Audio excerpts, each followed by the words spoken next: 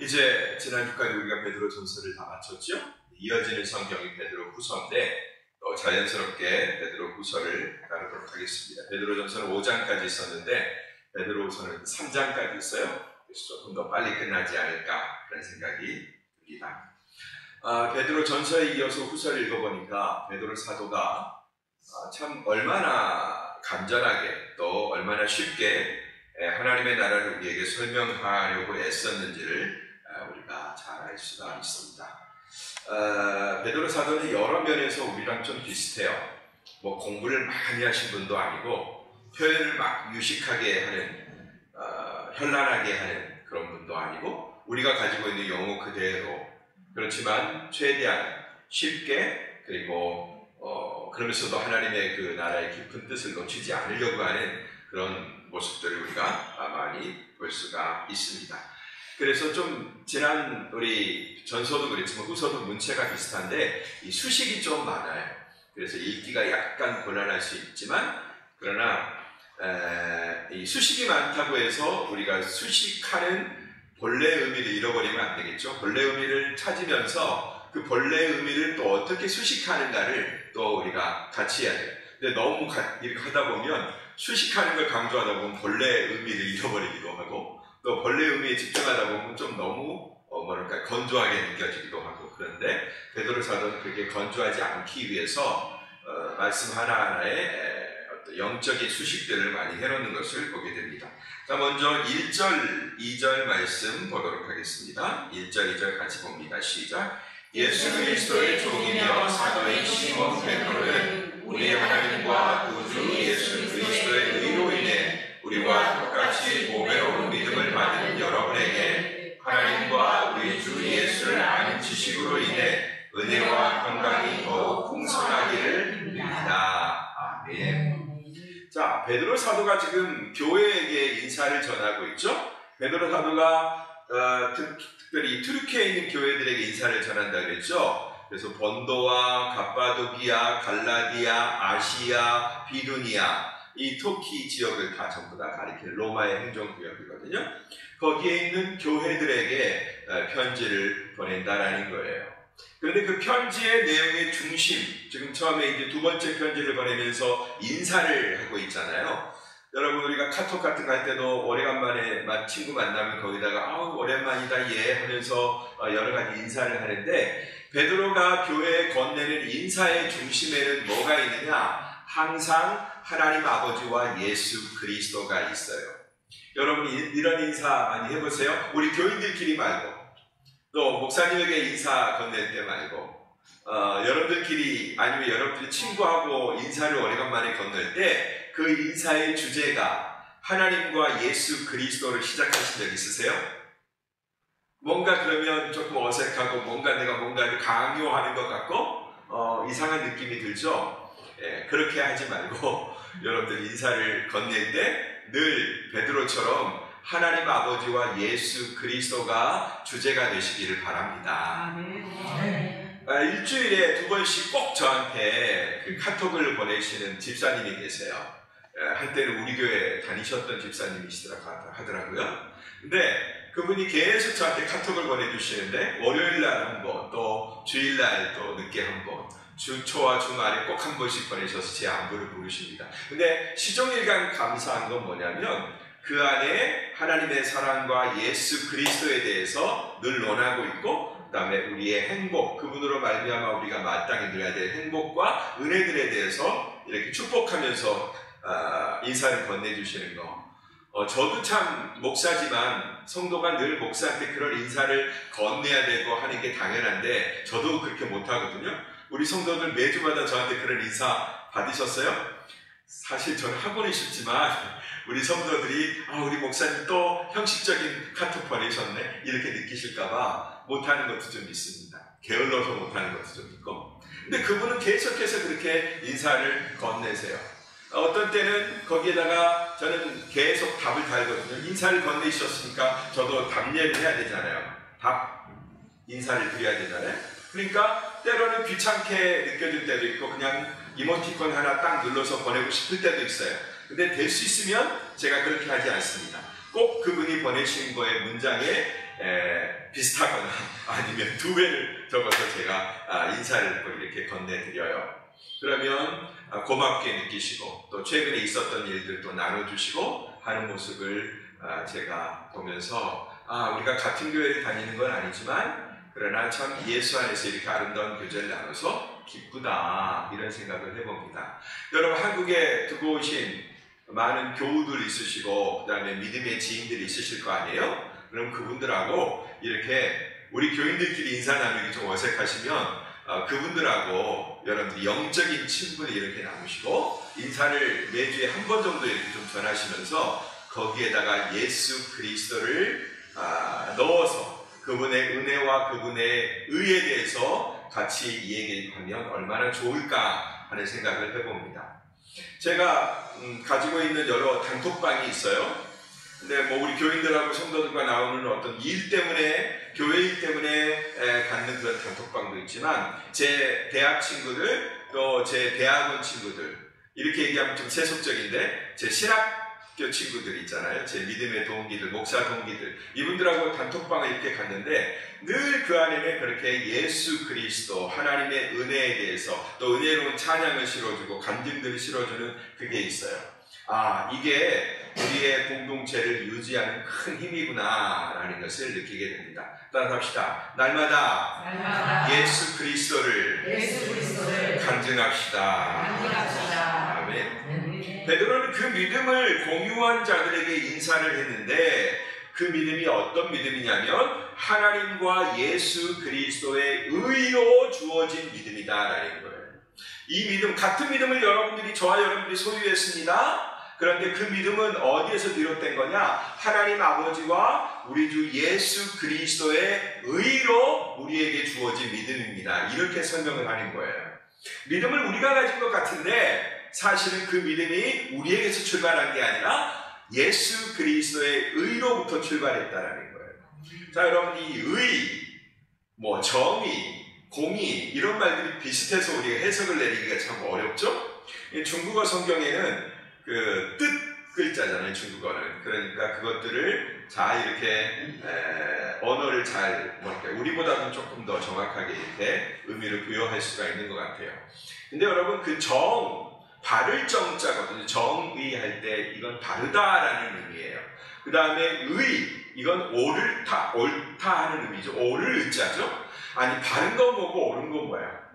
우리가 보통 오른손을 얘기할 때 이거 오른손이라고 얘기도 하고 바른 손이라고 얘기도 하잖아요.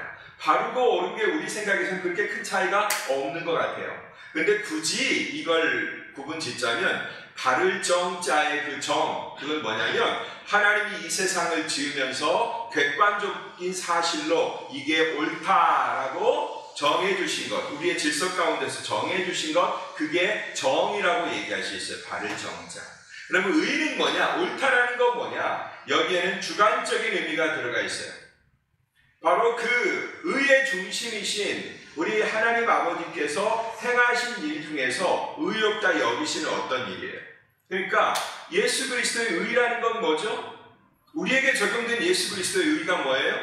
바로 우리를 위해서 죽으신 거 아니에요. 하늘에서 내려오시고 죄를 위하여 죽으신 거예요. 그러면 이건 정자라는 말, 바를 정자라는 말 갖고는 해석하기가 다 품을 수가 없어요. 우리의 언어에 제한이 있기 때문에.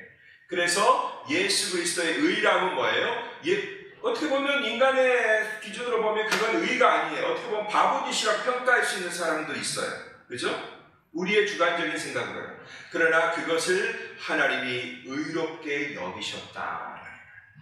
따라합시다. 예수 그리스도의 십자가를 하나님이 의롭게 여기셨다. 그러니까 그것을 하나님께서 공인하신 거예요. 그래서 그 의를 뭐라고 그래요? 예수 하나님의 공의라고 얘기하죠.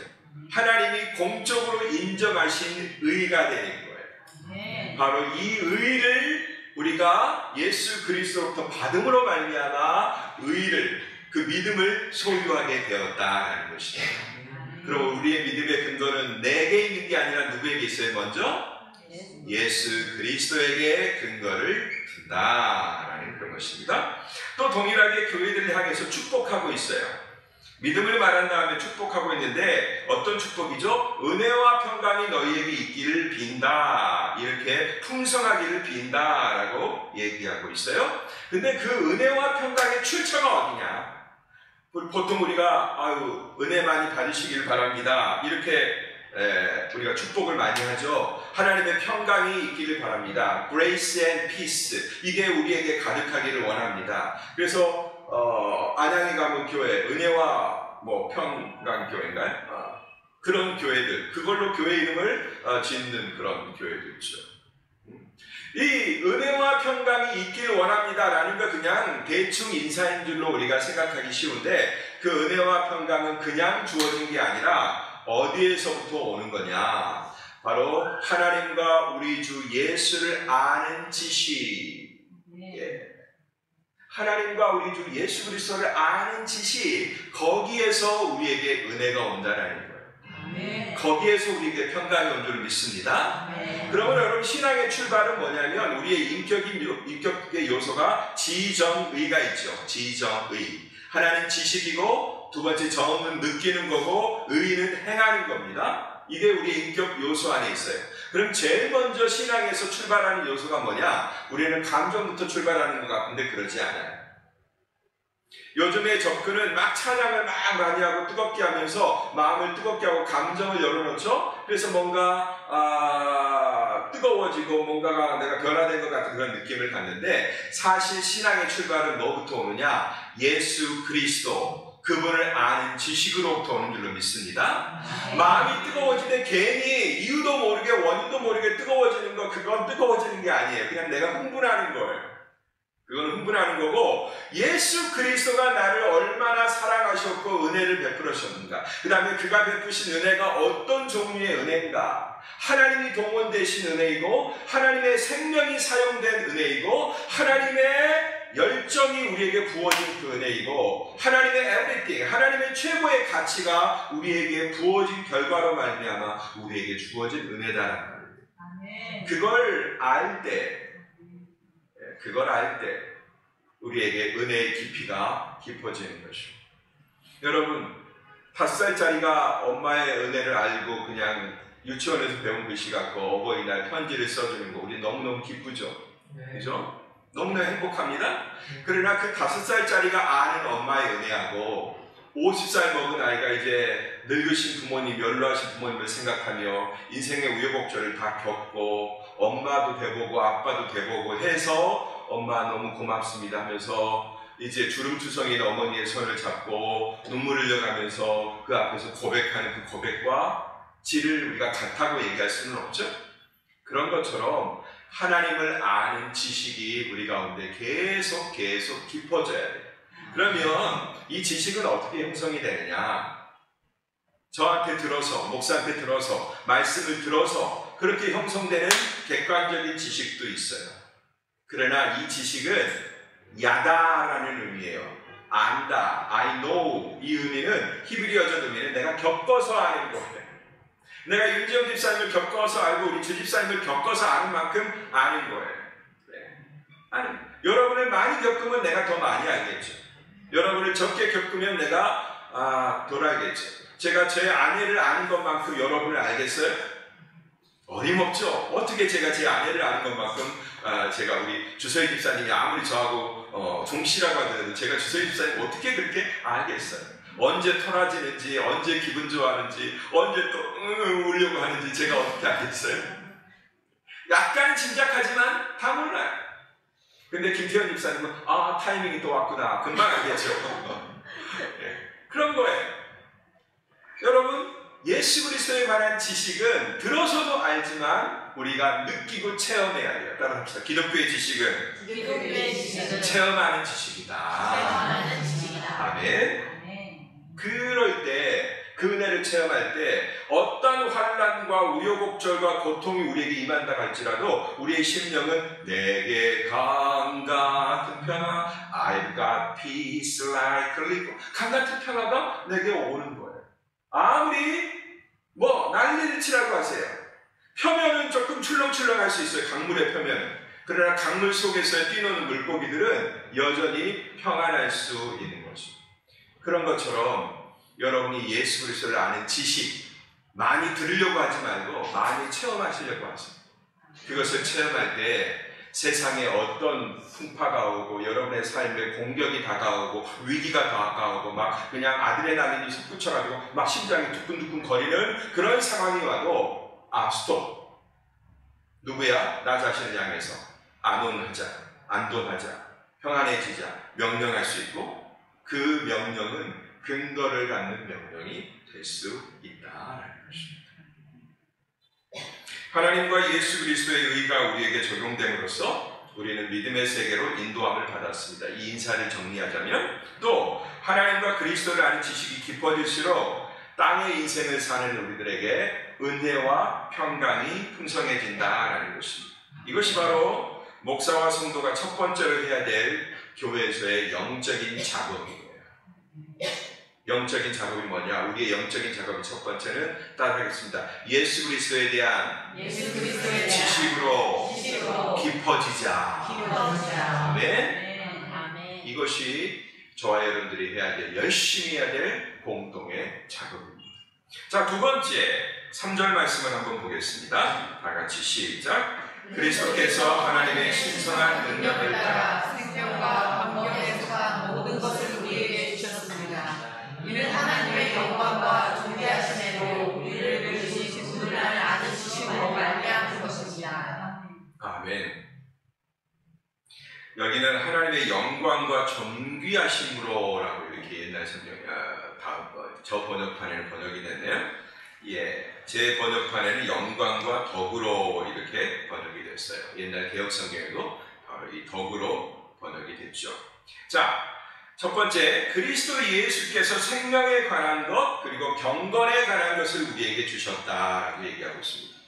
여러분, 생명하면 뭐가 떠오르세요? 살아있음이죠. 살아있는 거죠.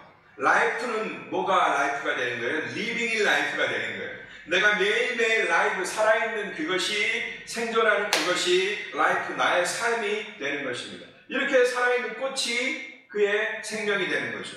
생명이 계속되는 것 그게 삶이고 삶이 계속되는 것 그게 생명이에요. 그래서 리빙과 라이프를 어떻게 떼어내야 떼어낼 수가 없는 거죠. 그렇죠? 그런데 여러분 우리가 이 땅에서 배운 생명은 유한한 생명이에요. 영원히 존재하는 게 없죠. 우리가 사는 세계는 영원한 게 없습니다.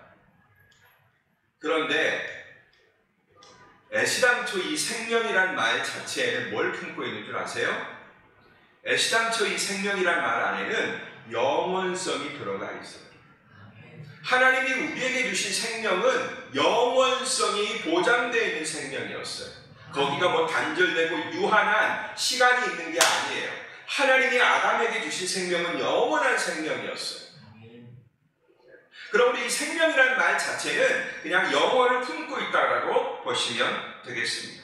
그 영원성을 지닌 생명은 예수 그리스도로 말미암아 우리에게 다시 주어지는 거죠. 애당초 주신 그 영원성을 가진 생명이 우리의 타락으로 말미암아 생명을 살되 유한한 생명을 살게 돼 있었죠. 처음이 있고 끝이 있는 그런 생명을 우리는 살도록 지금 이 육체의 생명을 살고 있어요. 그런데 예수 그리스도께서 우리에게 가져오신 생명은 애시당초 하나님이 우리에게 주신 그 생명을 회복시켜 주시는 생명이다. 따라합시다. 예수의 생명은 회복된 영원성이다. 회복된 영원성이다. 아멘. 그 영원하신 하나님이 우리를 어디로 이끄시냐? 경건으로 이끌어요. 경건. 경건은 뭐라고 그랬죠? 경건이라는 말을 딱 떠올리면 여러분이 코랑 대오를 바로 생각하셔야 돼요. 경건은 뭐 거룩한 태도, 하고 말 안 하고 그냥 거룩한 표정과 폼을 갖는 그건 경건이 아니라 경건은 하나님 앞에 내가 있는 거예요. 하나님 앞에 나를 세우는 거예요. 하나님의 존재 앞에 나를 딱 갖다 놓는 거예요. 그게 경건이에요.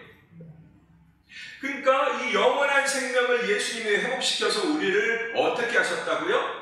경건에 대한 것들을 우리에게 속한 것들을 주셨다 그랬잖아요. 생명과 경건에 대한 것들을 주셨는데 이 영원한 생명이 어디로부터 흘러나와요? 생명의 근원이 어디예요? 하나님이죠. 그죠? 하나님 앞으로 우리를 세워놓고 하나님에게서 오는 그 영원한 생명을 우리로 하여금 누리게 해주시는 것 말이에요. 할렐루야. 전기가 아무리 이런 것들이 있어도 전원을 보내는 곳과 연결이 되어 있지 않으면 전기를 쓸 수가 없죠. 그죠? 그런 것처럼 전기가 공급되는 모든 단자의 이 전자장치들이 다 연결되어 있어야만 제대로 기능을 하는 거예요. 에어컨 좀 여러분 더우시면 켜셔도 돼요. 저는 약간 덥습니다. 자, 저렇게 지금 따다다다 하는 건 뭐냐면 전기에 연결되어 있다는 거죠. 그래서 가동이 되는 거예요. 아무것도 아닌 물건이 지금 시원한 바람을 내고 아무것도 아닌 물건이 지금 우리에게 화면을 영사하고 있는 것처럼 아무것도 아닌 존재, 유한한 생명을 살고 있는 우리가 하나님이라고 하는 영원성 앞에 우리가 딱 세워지는 거예요. 그러므로 경건은 나를 뭐 거울 앞에 딱 세워서 어디가 뭐 묻었나, 내 영적으로 때가 묻었나 이걸 살피는 작업이기도 하지만 그분의 생명력 앞에, 영원한 생명력 앞에 나를 딱 갖다 세우는 거예요. 그래서 내가 받았던, 나에게 제한되어 있었던 모든 유한성, 생명의 유한성들이 그분의 존재 앞에서 사라지도록 만드는 거예요. 그러므로 여러분, 영원한 생명과 경건은 함께 가야 되는 쌍이에요. 그러므로 여러분, 영원한 생명을 살기 원한다면 날마다 여러분을 하나님 앞에다가 세워야 돼요. 아멘. 경건의 훈련을 괜히 하는 게 아니라 하면 좋아서 하는 게 아니라 그게 우리가 사는 일이에요. 이 땅에 유한한 생명을 살아가면서도 영원하신 하나님에게 우리가 잇대야 돼요. 그분과 연결되어 있어야 돼요. 그러려면 이 땅에서 세상과 그 다음에 나를 분주하게 만드는 모든 것과 탁 차단하고, 제 아무리 중요한 일이라고 하더라도, 제 아무리 중요한 관계가 있다고 하더라도 그 모든 것들을 내려놓고 영순위의 하나님 앞에 나를 세우는 작업을 여러분의 일생 동안 계속 하셔야 된다는 거죠. 아멘. 그랬을 때 우리가 비록 유한한 생명을 사는 그 순간에도 영원한 생명을 사는 거예요. 지금 여러분들이 유한한 생명을 사는 중이 아니세요? 여러분은 지금 영원한 생명을 살고 있는 중이세요. 할렐루야. 아멘. 여러분이 하나님 앞에 있다면 그 하나님의 영원성이 여러분에게 이어지는 거예요. 육체의 죽음은 맛보겠지만 여러분의 영은 날마다 새로워지는 감격, 부활의 기쁨을 누릴 수가 있다는 것입니다. 아멘. 하나님이 우리를 사랑하심으로 아버지의 영광이 빛나고, 그 다음에 우리를 긍휼히 여기시는 그 하나님의 그 긍휼 때문에 아버지의 덕이 빛나요. 영광과 덕으로 우리를 부르신 그분을 아는 지식으로 말미암았다, 이렇게 얘기하죠. 영광과 존귀하심으로 우리를 부르신 그분을 아는 지식으로 말미암았다. 하나님의 영광이 우리로 인하여 빛나도록 그렇게 하나님이 우리와의 관계를 설정하셨다는 것입니다. 우리는 하나님 앞에 가야, 날마다 경건으로 세워야 우리는 생명을 받고, 하나님은 자기 생명을 우리에게 나눠주심으로 하나님의 영광이, 하나님의 덕이 빛나도록 설계하셨다. 아멘. 이 놀라운 관계를 베드로는 지금 인사를 통해서 얘기하고 있는 것입니다. 자, 마지막으로 4절 말씀을 보겠습니다. 4절 다 같이 시작. 그분은 우리에게 보배롭고 지극히 큰 약속들을 주셨는데 이는 이것들을 통해 여러분이 세상의 정욕 가운데 썩어가면서 피하고 신의 성품에 참여하는 사람들이 되게 하는 것입니다. 아멘. 아멘. 이게 5월달 우리가 암송하고 있는, 계속 암송하고 있는, 주보에다 놓고 암송하고 있는 말씀이에요. 5월달에 이거 한 번도 못 다루고 지나가면 안 될 텐데 했는데 오늘 31일이죠. 네. 오늘 딱 다루게 돼서 너무나 좋습니다. 자, 보배롭고 지극히 큰 약속을 주셨다라고 얘기하고 있습니다. 예수님이 우리에게 주신 것은 약속이에요. 약속. 근데 그 약속은 어떤 약속이냐? 너무나 중요하고 그 약속이 커서 베드로는 보배롭고 지극히 큰 약속이다라고 얘기하고 있는 것입니다. 이 약속이 뭔지를 우리가 알므로써 성도의 마땅한 삶을 영위할 수 있어요. 여러분, 약속은 뭘 위해 있어요? 우리가 보통 우리 밥 한 번 먹자, 이건 약속이 아니잖아요, 그죠? 근데 우리 저기 서랍원에 가서 몇 시에 만나서 우리 밥 먹자 하면 이건 약속이 되잖아요, 그죠? 약속은 뭘 기약하고 있죠? 지금이 아닌 앞으로를 기약하고 있는 건 아니에요. 약속 안에 그죠? 근데 지금 현재 우리는 현재를 살고 있어요. 현재를. 그러니까 약속은 뭘 위해서 있는 거예요? 우리의 시간 속에서는 미래를 위해서 있는 거죠. 그 약속을 우리가 기억하고 있어야 몇 월 며칠 날 몇 시에 약속 장소로 갈 수 있는 거죠. 그런 것처럼 이 땅을 살아가는 우리들은 이 약속을 믿고 살아가기 때문에 약속이 실현되는 그날을 대망하면서 살아가는 거다라는 것입니다. 근데 그 약속이 누가 가져오신 거다? 그 약속을 우리 예수님이 우리에게 가져오신 거고 우리와 맺으신 거다라고 얘기하고 있습니다. 그 약속의 이유, 목적이 뭐냐? 바로 세상의 정욕 가운데 썩어져 가는 것을 피하고 라고 먼저 얘기하고 있습니다. 성도의 마땅한 삶은 바로 신분과 능력의 변화를 인식하는 것부터 시작합니다. 그 약속은 누가 받느냐?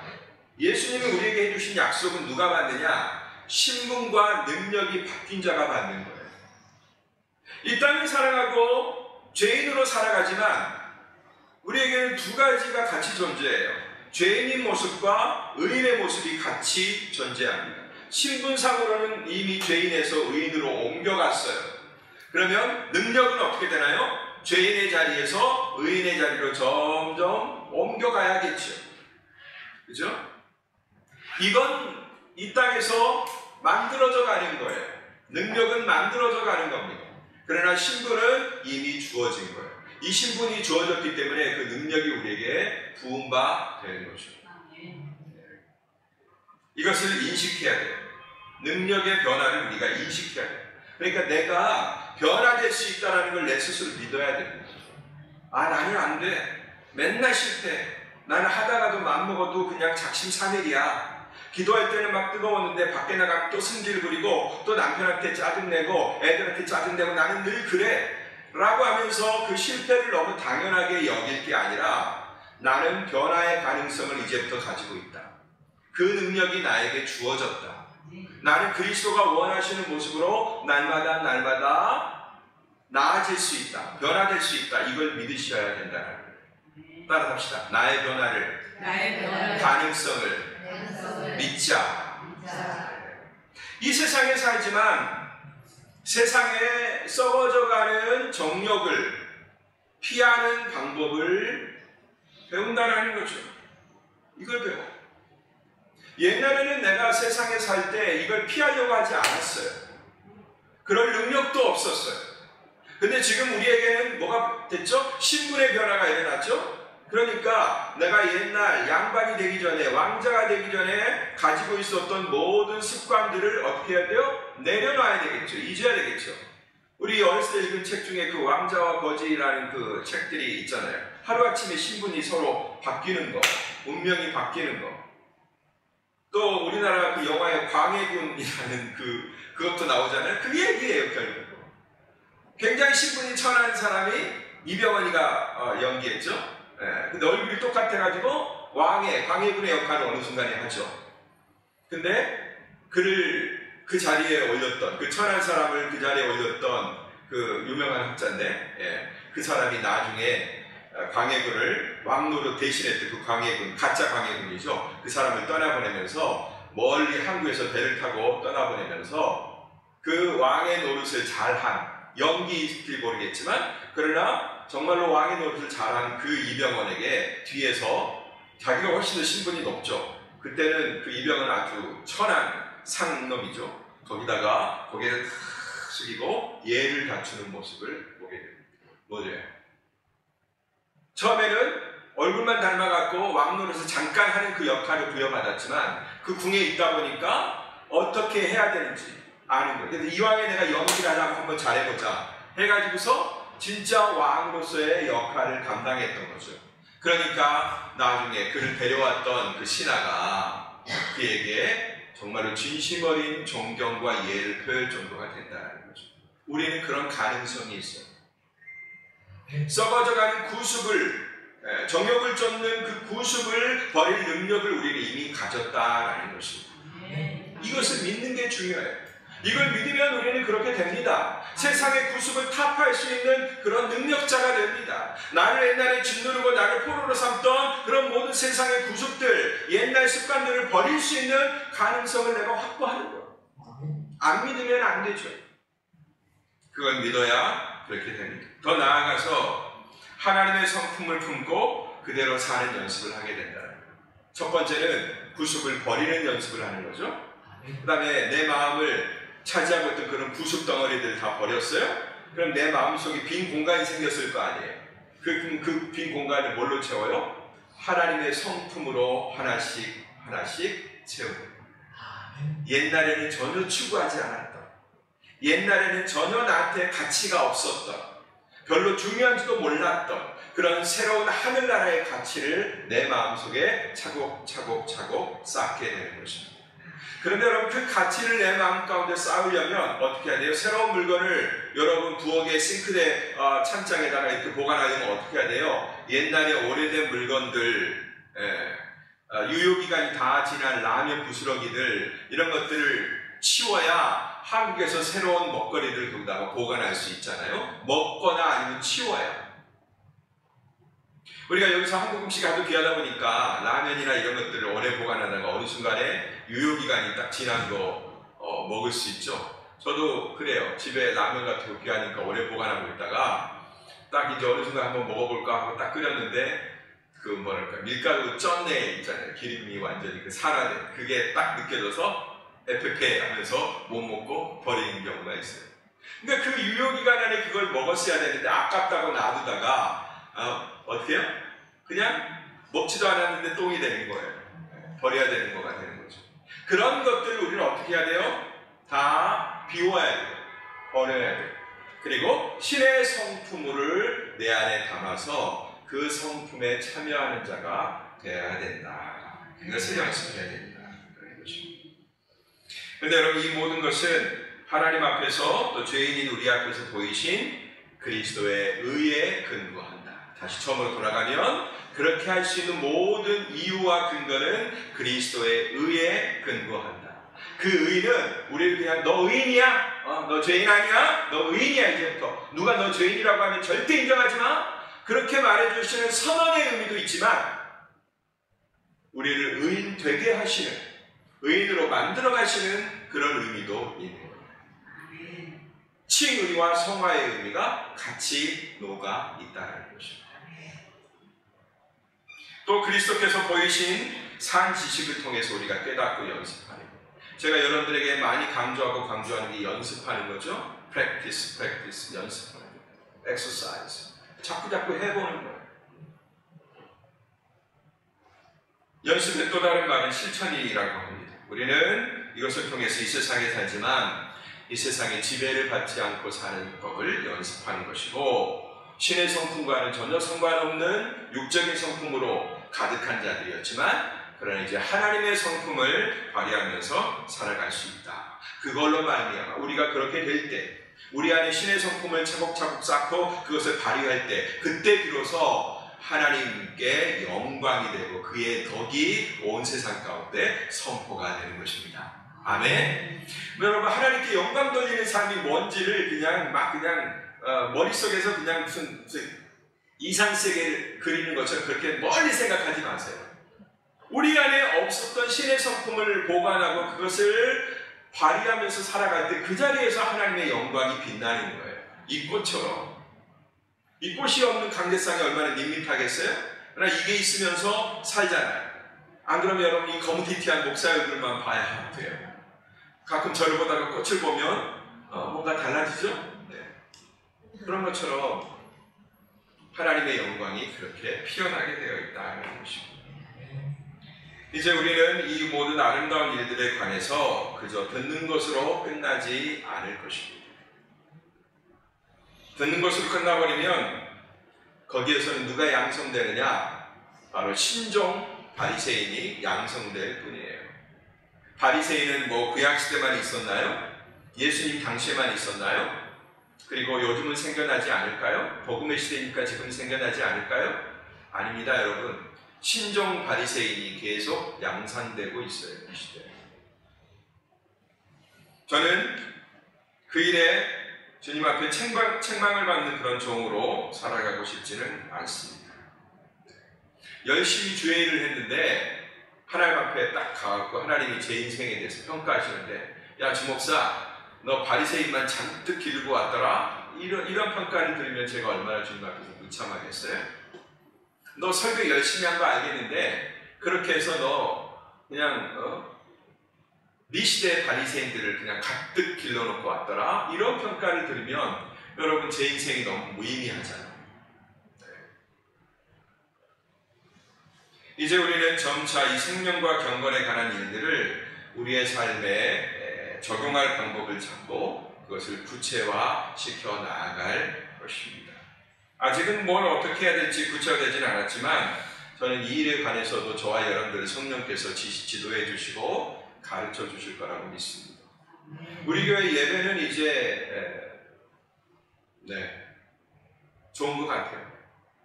교회 오면 성가대 찬양 너무 아름답고 여러분이 뜨겁게 예배 참여하고 예배 드리는 그 모든 것들이 이제 다 더 나무랄 것이 없을 정도 우리의 처지 가운데서 너무나 넘칠 정도로 큰 은혜가 예배 가운데 있는 것 같습니다. 그러나 여러분 여태까지 그것만 해오셨다면 이제 진일보할 다른 방법을 찾으셔야 됩니다. 여러분들이 예배 마치고 집에 가서도 짜증나지 않는, 집에 가서도 여전히 기쁜, 집에서도 예배 분위기가 계속되는, 그리고 집에 나가서 거리에 나갔는데도 불구하고 그 기쁨이 떠나지 않고 계속 그 에너지가 여러분을 붕붕 뜨게 다니게 하는 그런 일들이 이제 이어져야 됩니다. 그것은 여러분이 은혜 받았어, 내 마음이 채워졌어, 내 궁금증이 해소됐어, 내 정서가 만족됐어 라는 것으로 되는 게 아닙니다. 그건 이미 우리의 예배 가운데서 여러분 은혜 받으면 그건 이미 되게 돼 있어요. 그런데 여러분 삶이 계속, 여러분의 일주일이, 여러분의 한 달이 계속 행복하려면 뭔가 다른 플러스 알파가 주어져야 되는 것입니다. 저도 이제 그래서 더 이상 설교하는 일에만 전념하지 않으려고 합니다. 저는 말씀만 열심히 전하면 되는 줄 알았어요. 그리고 어떻게 보면 그게 저의 피난처이기도 했습니다. 제 목회 인생에 있어서. 그걸 열심히 했으니까 다른 것 좀 못해도 하나님 좀 봐주시겠지라는 그런 뭔가 핑계 같은 게 좀 있었어요.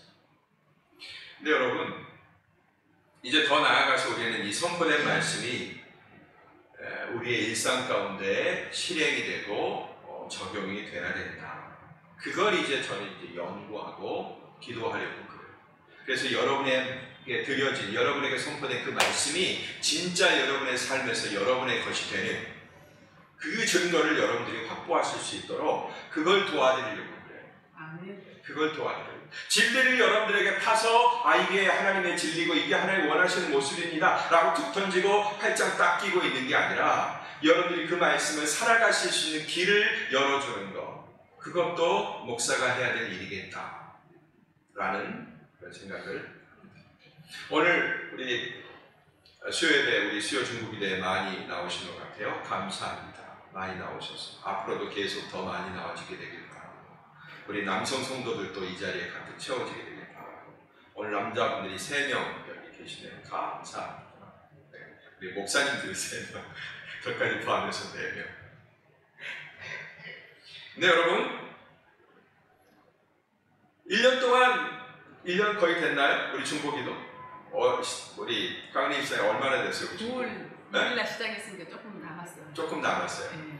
이게 우리 교회는 좀 정착이 되면 한 1년씩은 해야 되는 것 같아요. 그러니까 1년씩은 해야 돼요. 그래서 지금 여러분들이 중보기도 열심히 하시고 나오셔서 옛날에는 그냥 기도 겨우 하고 한 3분 기도하면 그냥 더 이상 할 말이 없고 그랬는데 이제 여러분들이 기도 제목들을 품고 열심히 기도하시는 모습이 너무 좋습니다. 네! 진일보한 거죠? 여러분들 보고 계시는 거예요. 우리의 기도가 달라졌구나, 우리의 모임이 달라졌구나라는 여러분들이 느끼고 계시죠? 하면 되는 거죠. 그러면 그 다음에는 어떻게 될까요?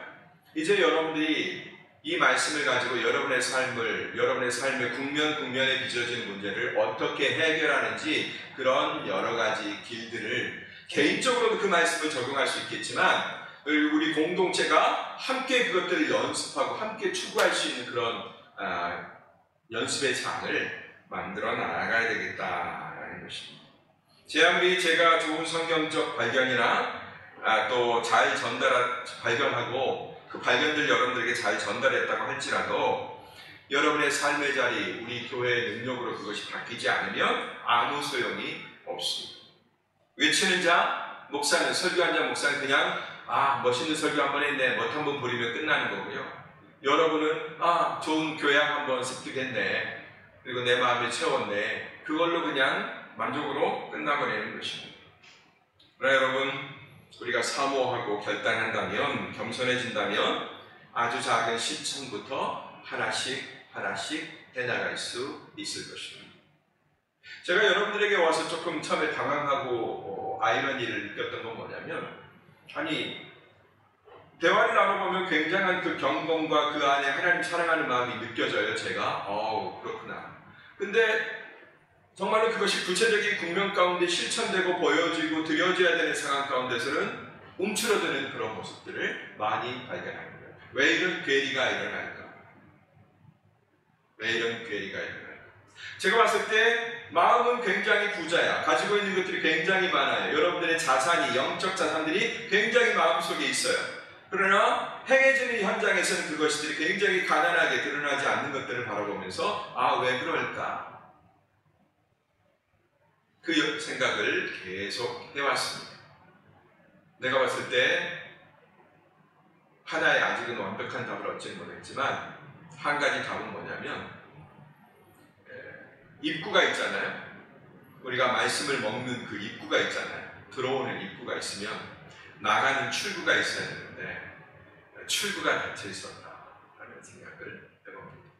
우리의 중보기도가 그 작은 출구에 하나일 수 있어요. 그러나 아직도 들어오는 그 입구에 비하면 출구는 너무 많이 좁습니다. 다양한 출구들, 이 출구 전략을 우리가 많이 마련해야 여러분의 영성이 더욱더 깊어지고 여러분들이 더욱더 부요한 그런 신앙생활을 하실 수 있을 것 같아요.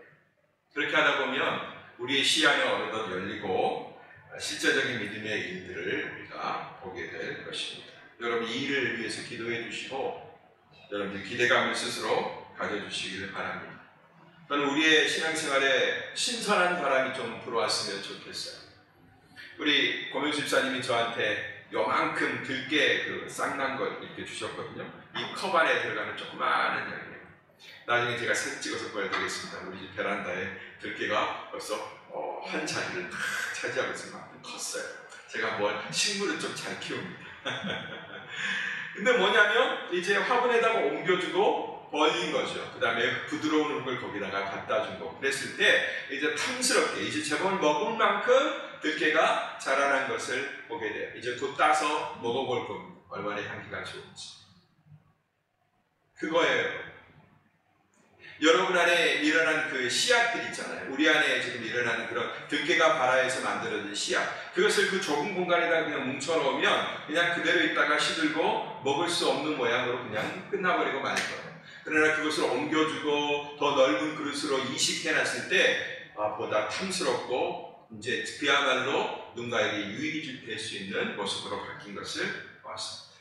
근데 재밌는 건 뭐냐면, 더 재밌는 건 화분을 그냥 심어놓기만 하고 물만 준다고 다 되는 게 아니더라고요. 제가 요즘 바람이 많이 왔다 갔다 하는 거를 신경 쓰고 있는데, 그래서 베란다 창문을 이쪽 양쪽을 탁 열어놔요. 처음에 열어놓으니까 그냥 바람이 쌩하게 부니까 그 연약한 그 이파리가 그냥 확 쓰러질 것 같아가지고 걱정이 많이 되더라고요.